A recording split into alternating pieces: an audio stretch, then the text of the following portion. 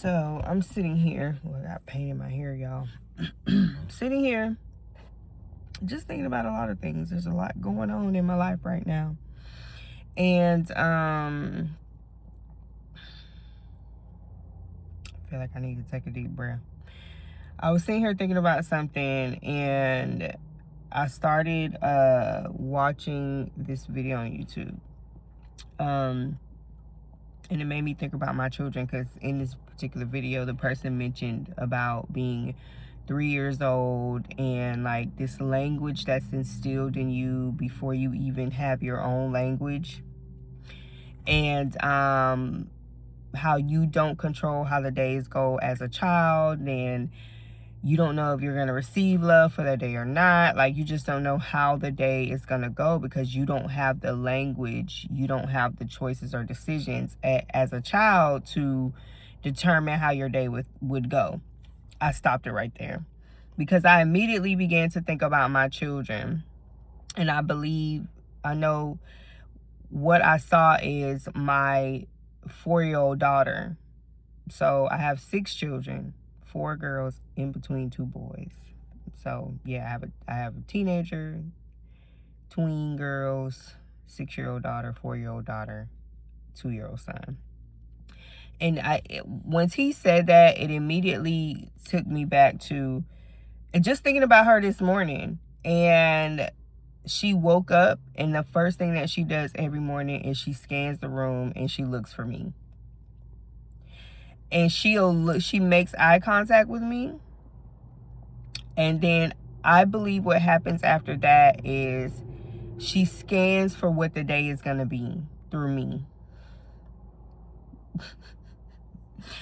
Because I thought about how she was looking at me this morning. Like, I didn't realize she was up this morning because I'm helping all the other kids get ready for school. And as soon as I made eye contact with her, she was just looking at me. And now I'm thinking about every single morning when she looks for me and she scans the room and she's like, where am I at? Because she looks for me first every morning. It don't matter who's her dad, anybody is there. She's like, where's my mom? She makes eye contact with me, and I believe that in that moment, she's determining how the day will go. She's looking at me for my demeanor. How am I? What's my language? How am I moving? What's going on? Like, emotionally, I know she scans. Like, okay, how is mom today? And then eventually, I said good morning to her, but she lay there for a little bit and I let her. And then she came in the kitchen when I was getting ready to drop my other 2 kids off. And she came and she gave me a hug. And I told her good morning. So, man, it really makes me think about how important it is. It's like at my big age of 39 that I do have control of my day.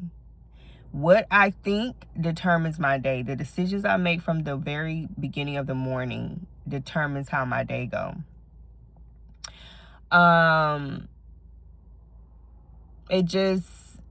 was like, wow. And to think that, I have a 15-year-old son. He's 15 and a half. And just even going back to him when it was just him, and just thinking about how my days went, how my mornings went, how the last 15 years of his life has been, according to me, the one who stewards over him. And then it makes me think about how well I do. And y'all, I didn't do great. Like, I didn't do great. I'm at 6 kids now. And so my language, my tone, my demeanor, how I look, what I do in the mornings, the routine, all of that stuff, it's just now clicking in my mind. Because I've been so used to surviving that my mornings start in survival mode. And this morning particularly could be way worse because of something that happened last night. And so this morning now I'm frustrated, but I'm frustrated with my husband. And so my kids are hearing conversations between me and him because of something that happened. And I'm just thinking, like, because of that, they're picking up the energy around us. Like, they're picking up our energy, they're picking up how the day goes. You know, if I wake up late, they're late. I'm rushing them literally 45 minutes to get out of the house. And I don't even like that for myself. So to be putting my children through that in the mornings for school, it's just not good. Survival mode and things like, I'm understanding how, like, first, the power that I do have, that God has given me, the power and the authority that he has given me, right? But I'm also understanding how important it is to get back to devotion, to get back to praying in the mornings and seeking God. And then second, why planning is important. Having systems and routines is important. And those are one of the things that I have had the hardest time with, is systems, routines for my day, a morning routine. If I don't have one, how can I, have one for my kids? Like, and it's not, I'm not talking, yes, the basic, like, get up, breakfast, do your things that you need to do before school, but like really setting the tone for the day and how that looks and allowing that to flow through the day.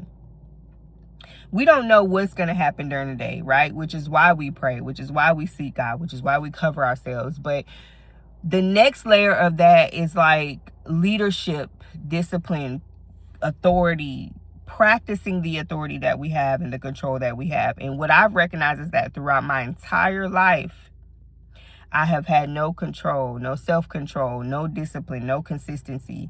And it's showing in every area of my life. It also shows how I settle, how I compromise, how I go back to things. And these are the things that I'm subconsciously instilling in my children.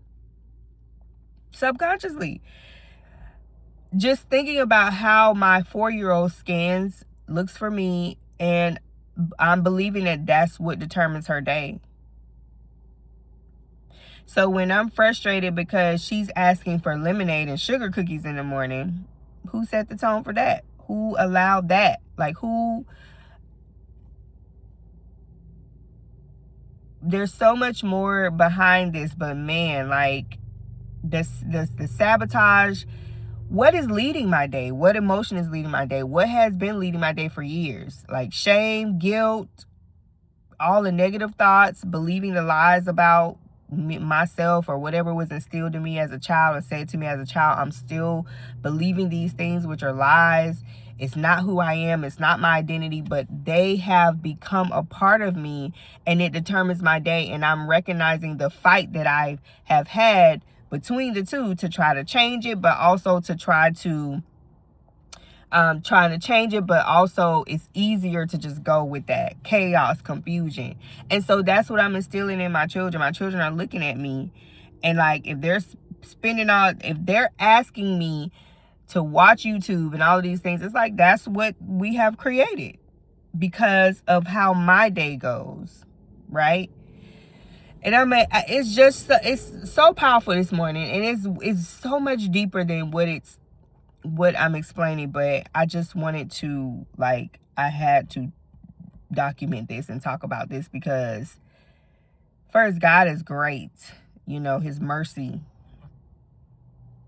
because the way that I have led my life has also had me in disobedience. So when I'm expecting my kids to be a certain way, do a certain thing, know a certain thing, how can I, when I'm the one who's the steward over them and I need to lead by example to teach them things? And I've always said I didn't want to be the parent that dictates and tell my kids to do certain things that I am not doing when I know I am capable of doing them. I want to be the parent that leads by example, and then I really have lessons to instill in them. Like, this is what I did, this is what worked, this is what didn't work. But also for them to look at my life and see that she is actually living, a life that is fulfilling, a life that is disciplined and consistent and all of the things. So I'll probably come back with a part 2 for this, but I'm gonna go ahead and let God deal with me in this one, because I know that that's where this one is going. So I just thank him in advance, right? Because it's never fun to go through things where, you know, God is like purging us, cleansing us. But when you pray those things, you better expect that that's what he's gonna do. If you say, God, this is what I want, please do this, you're giving him permission, and it's a yes for me. So I just wanted to share that. If you're a mom or dad, you know, your kids love you. They love you so much. But when you're living in a certain place in your life and you're just trying to fight to get out of it, just think about the fact that your kids are really watching. They wake up, you might have that one child that wakes up and scans the room and look for you. They are literally determining how their day will go the moment they make eye contact with you. Your demeanor and how you're doing your day, you're rushing, running around, don't have a plan for your own day structure, all of these things. Like, we are instilling these things into our children. Like at 4 years old, these things are being instilled in her nervous system and all of these things. And that's what's going to take root and begin to grow. My gosh, okay?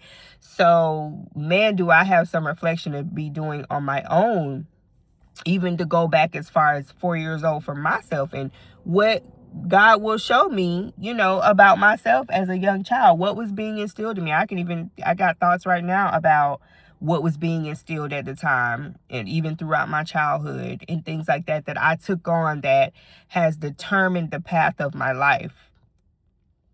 So when I'm wondering why nothing is working out, I can't be consistent, this, that, yeah, it's time to go back and get rid of all of that stuff and be who I know I need to be for God first, then my children, right? Well, husband, children, in that order.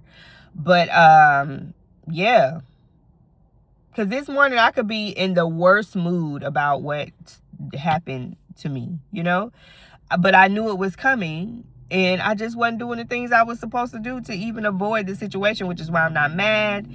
I will not allow myself to be put to shame, guilt, all these things. I'm just like, Lord, okay, we gonna figure, like, I know me and you, we gonna figure this thing out. And there's definitely gonna be a pressing and a lesson that comes out of this. But my children are watching all of this. I mean, I literally have a child that's gonna be 18 in 2.5 years. Like, and here I am fighting for my adult life at 39. So, you know, and only I can change that. So I just wanted to share that. I don't know if that was encouragement, if that was an eye-opener, whatever it is. I just wanted to share it. So that's a part of that beauty regimen, right? God's beauty regimen. He is, I don't even know what part of this is. This is a detox first before I can even get the glow on the outside. It's the internal work that's happening first in this, which it does matter. So until next time, I hope this encouraged you. Comment below, just talk to me, TikTok, wherever we're at watching this. Let's conversate about this, okay?